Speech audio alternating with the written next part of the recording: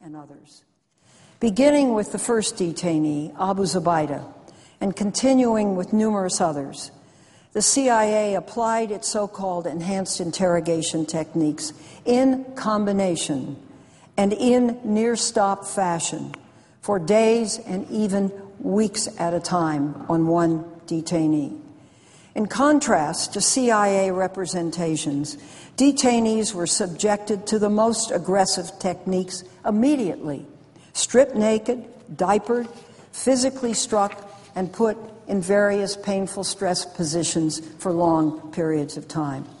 They were deprived of sleep for days, in one case up to 180 hours.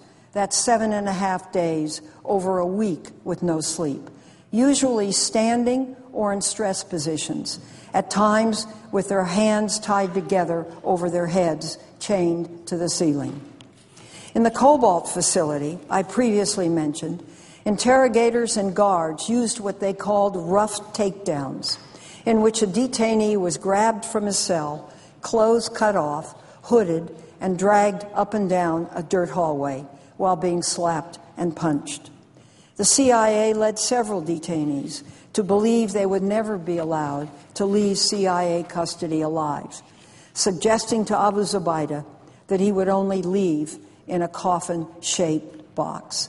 That's a CIA cable from August 12, 2002. According to another CIA